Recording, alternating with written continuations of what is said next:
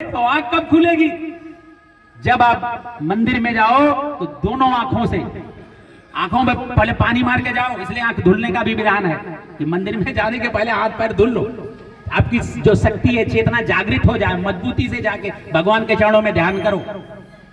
तो आप जब जाओ तो ठाकुर जी को, भगवान को, शिव को, देवी जी को, जिसका भी दर्शन करने जाओ, आंखों से खूब जी भर के दर्शन करो और उनकी मूर्ति को अपने आंखों में उतारो, जैसे मीरा ने उतारा था, जैसे तुलसीदास ने उतारा था, रैदास ने उतारा था, सूरदास ने उतारा था। पी जाओ, जैसे कहते हैं कि महाराज जी थे, देखने से देखा था जैसे पी जाइए, सुने होगे ना, कभी सुने होगे किसी को ऐसे देखा था जैसे पी जाइए। तो जब भगवान के पास जाओ तो ऐसा देखो कि जैसे पी जाओगे, उनको अंदर में समाहित कर लोगे, हृदय में धारण कर लोगे, और वही मोहनी छवि इतना जो देखे रहो वही बार बार अभ्यास करो। जब बार बार अभ्यास करोगे तो फायदा क्या होगा कि आपके हृदय में जो पाप होगा वो धीरे धीरे नष्ट होगा, वो मोहनी मूर्त वहां पे स्थापित हो जाएगी, और जब स्थापित हो जाएगी तो फिर और किसी की जरूरत नहीं है। बोल भोलेनाथ भगवान की। एक चीज और जान लीजिए, आज बहुत बात बतानी थी लेकिन समय भी कम है, फिर भी थोड़ी थोड़ी शॉर्टकट में बताऊंगा, फिर कभी समय निकल और बहुत सारी चीजें बताऊंगा। जिसके पास गुरु ना हो, कहते हैं कि उसका जीवन व्यर्थ है, ऐसा कहा गया है शास्त्र में। तो भैया जेकरे पास गुरु ना हो, जिनकी व्यवस्था ना हो पाती, वो अपना शिव को गुरु बनाए। किसको? शिव को गुरु बना ले, क्योंकि शिव ही महागुरु है।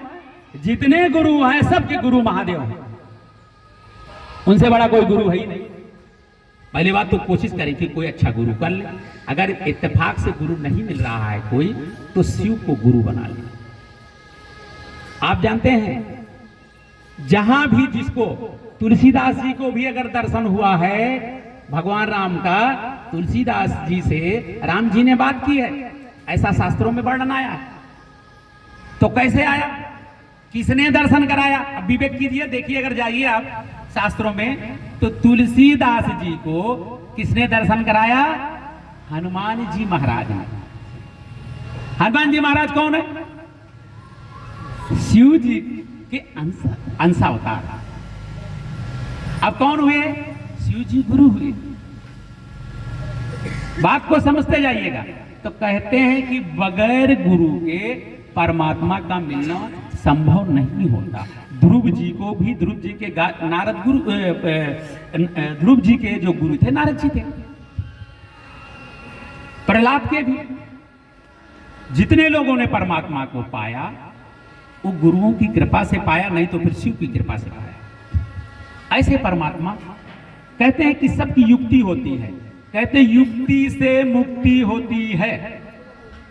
जब आप युक्ति करोगे तो मुक्ति हो जाएगा, और आपकी अगर युक्ति दुरुस्त नहीं होगी तो मुक्ति संभव नहीं है। अब आइए हम पहले कथा में प्रवेश करते हैं। कहते हैं कि भगवान शिव जी ने उस ब्राह्मण को पूछा क्या चाहिए, तो ब्राह्मण कहने लगा कि महाराज सब कुछ तो है लेकिन एक पुत्र नहीं, बस इसी का दुख है। तो भगवान शिव मुस्कुराए, कहा उन्होंने कि देखो ब्राह्मण, पुत्र तो तुमको मैं दे दूंगा, लेकिन एक बात बताओ, पुत्र जो है तुमको कैसा चाहिए? बोले महाराज अच्छा हो। बोले अच्छा तो नहीं, दो चीज मिलेगी, या तो आप पुत्र आज्ञाकारी सेवक ले लो, अगर ये आज्ञाकारी सेवक पुत्र होगा तो उसकी आयु 16 वर्ष होगी, और पुत्र दुष्ट होगा, साधु होगा तो 16 साल, और दुष्ट होगा तो महाराज 100 वर्ष जिएगा। तो बताइए कौन सा पुत्र चाहिए? ब्राह्मण जी कहने लगे महाराज बड़ी दुविधा में डाल दिए, एक काम करो, जब ऐसी बात है तो 100 साल के दुख से तो अच्छा है 16 साल का सुख।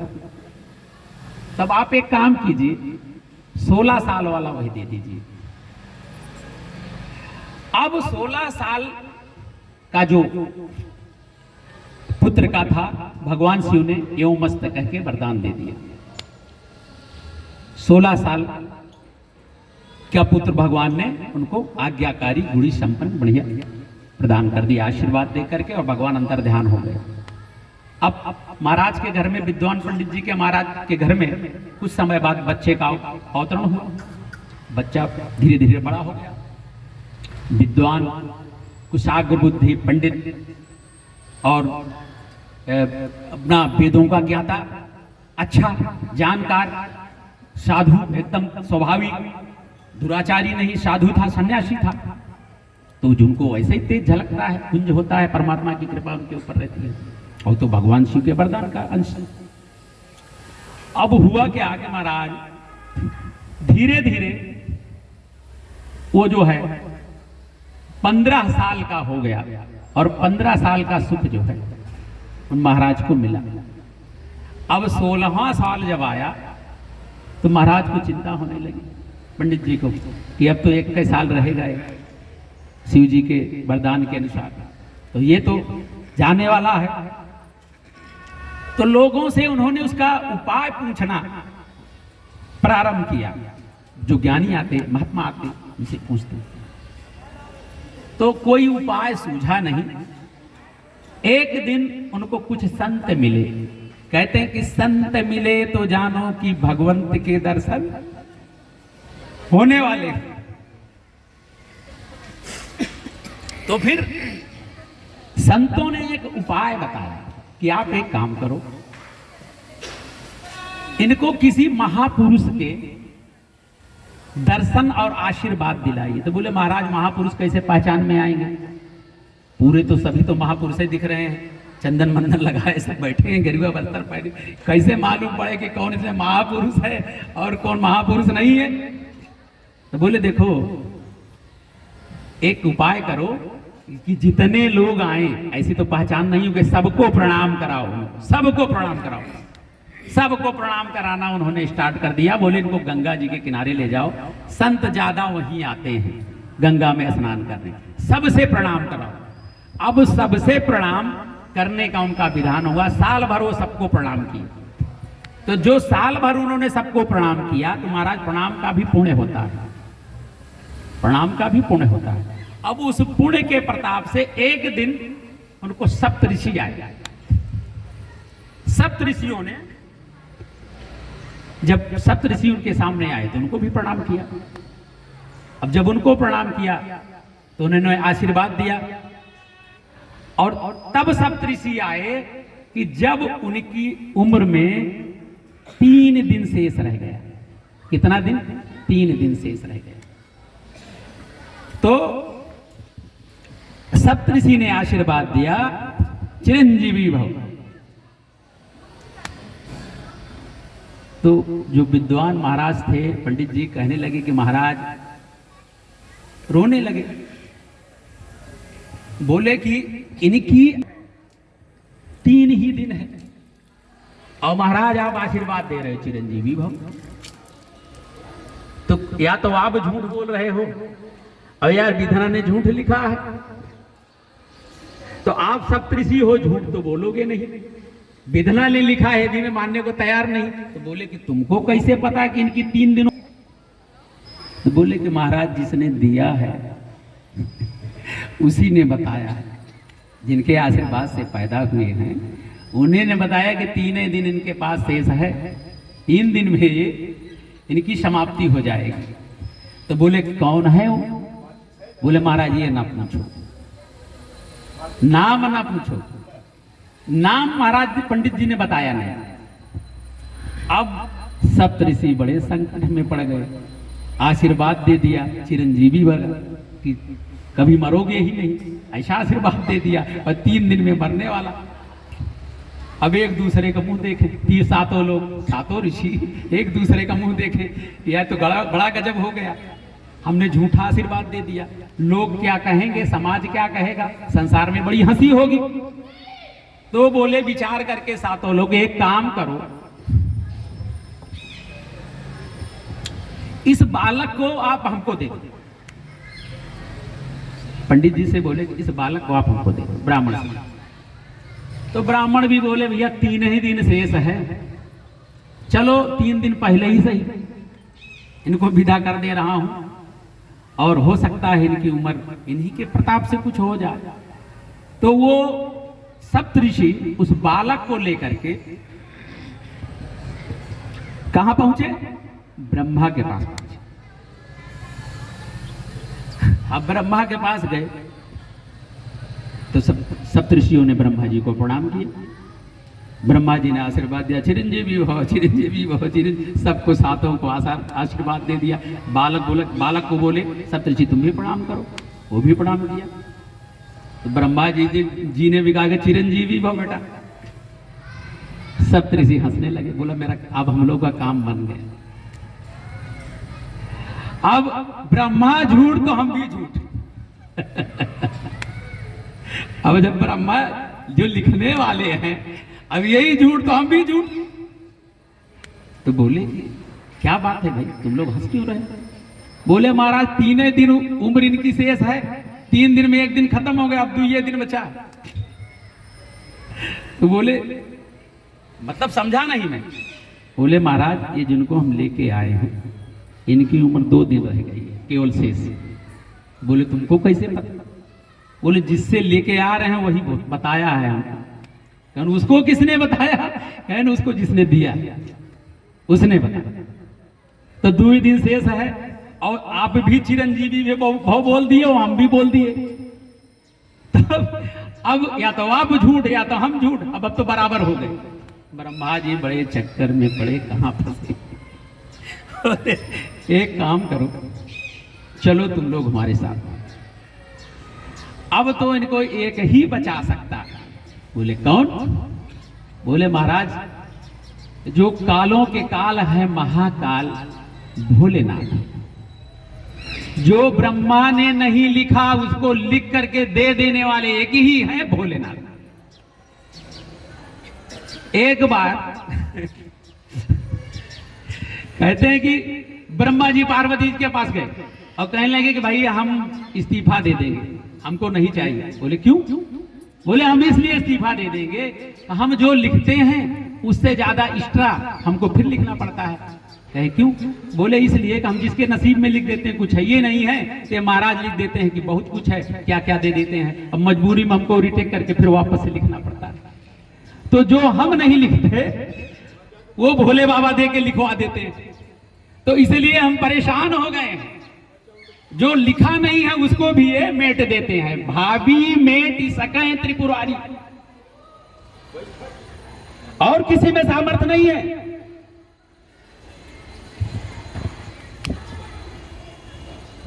अब भैया शिव जी के पास पहुंचे सप्तऋषि, ब्रह्मा जी और उस बालक को लेकर। अब पहुंच करके सभी ने भगवान शिव को प्रणाम किया, वंदन किया, बालक भी प्रणाम किया। तो उसको भी भोलेनाथ जी ने भी कहा जा चिरंजीवी भाव। अब भोलेनाथ भी आशीर्वाद दे दिए। तो ब्रह्मा जी हंसे, बोले चलो हम लोग का झंझट छूटा। अब हम लोग का झंझट छूट गया। अब जब त्रिपुरारी ही आशीर्वाद दे दिए इसको कि क्या कहते हैं ये चिरंजीवी भव, तब इनका विभाग है ये देख लेंगे, हमारा विभाग है ही नहीं। तो बोले मतलब क्या भाई तुम लोग क्यों हंसे? बोले महाराज ये एक दिन आज का आखिरी दिन बचा, ये तो केवल एक ही दिन आयु शेष रह गई है इस बालक की, और आपने चिरंजीवी भव का आशीर्वाद प्रदान कर दिया। एक बार जोर से जोरदार जयकारा करते हैं भोलेनाथ भगवान का। सृष्टि भी आ रही है, कुछ लोग देख रहा हूं मैं। बोल भोलेनाथ भगवान की जय। जयकार करने से पाप भी भागते हैं और माहौल भी पवित्र होता है, तो सुनने में मन लगता है। एक बार फिर से जोरदार जयकार करें, बोल भोलेनाथ भगवान की जय। अब हुआ क्या कि भोलेनाथ बोले अच्छा ये बताओ ये लड़का है किसका? कहां से तुम लोग आफत पकड़ के लाए भाई? कहां से आफत पकड़ के लेके आ गए? बोले महाराज ये काशी का एक ब्राह्मण है, ओ हो बोले गए ओ हो काशी का वो ब्राह्मण कहना हाँ, अरे कहने तो हमारा दिया हुआ। तो बोले बाबा आप तो रहे तुम्हारा ही है, तुम ही संभालो, ये तो तुम्हारा ही दिया हुआ, आप संभालो। बोले ठीक है तुम चिंता ना करो, तुम लोग इसको छोड़ जाओ, इसकी जिम्मेदारी हमारी, तुम लोग जाओ। अब क्या किया, उस बालक को भगवान शिव ने कहा कि बेटा तुम ये शिवलिंग देख रहे हो? हाँ। बोलो इस शिवलिंग से तुम लिपट जाओ और ओम नमः शिवाय का जाप, और कुछ करने की जरूरत नहीं। अब जब कुछ पल शेष रह गया, यमराज अपना भैंसे पे चढ़ के महाराज पहुंच गए लेने के लिए, और जैसे पास में बांध के खींचने की कोशिश की, वैसे भगवान शिव जी त्रिशूल लेके प्रकट हो गए और लगे मारने के लिए दौड़े। यमराज जी भगे लेके भैंसा वैसा अपना गायब। अब यमराज जी कह रहे हैं कि प्रभु हम तो अपने विधान, जो हमारा विधान है, जो हमारी ड्यूटी है, हम उसको कर रहे हैं। तो बोले कि ठीक है तुम्हारा विधान है और विधान की तुम ड्यूटी कर रहे हो, तो बोले कि इसकी आयु महाराज अब खत्म हो गई, तो हमारा तो काम है कि हम इसको जो है, इसकी जब उम्र खत्म हो गई, आयु खत्म हो गई, तो हम तो लेके जाने के लिए आए थे, और ये तो ब्रह्मा का विधान है, हम तो ब्रह्मा के नियम का पालन कर रहे हैं। तो भगवान शिव ने कहा कि मुझे एक बात बताओ कि इसकी उम्र कितनी है? बोले महाराज आज खत्म हो गए। बोले कितने दिन का दिया था? तो बोले कि भैया हमने तो 16 साल की इसकी आयु थी, और 16 साल महाराज आज पूरी हो गई, पूरी खत्म हो गई, इसलिए हम आज लेने आए। बोले अच्छा, कहन वरदान किसने दिया था? कहन महाराज आप ही ने दिया था।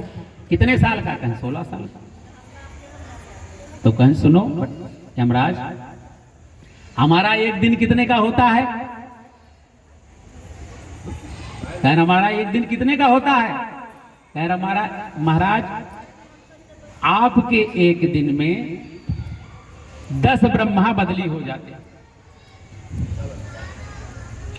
एक दिन आपका तब पूरा होता है जब 10 ब्रह्मा बदली हो जाते हैं। तो यमराज तो कितने बदली होंगे वो पता ही नहीं है। तो बोले जब एक दिन में 10 ब्रह्मा बदली हो जाते हैं, हमारे दिन, हमारा ऐसा दिन है, इतना समय में एक दिन पूरा होता है, तो 16 साल में कितने ब्रह्मा बदली होंगे और कितने यमराज बदली होंगे, उसकी गणना करो। उसकी गणना की तुमने? कहने महाराज नहीं। तो बोले अब जाओ, काम खत्म हो गया। अब ये चिरंजीवी हो गए, और वही उनका नाम क्या पड़ा?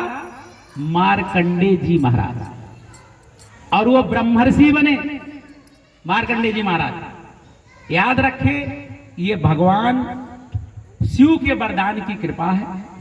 और ये ऐसे तो देखेंगे, देखो भगवान शिव, जैसा कि मैंने कहा शिव का नाम ही कल्याण है। शिव मीन्स होता है कल्याण। एक चीज और ध्यान रखिए, मैं यही कहूंगा, भगवान शिव ने पूरे ब्रह्मांड के विष को पी करके वो महादेव कहलाए।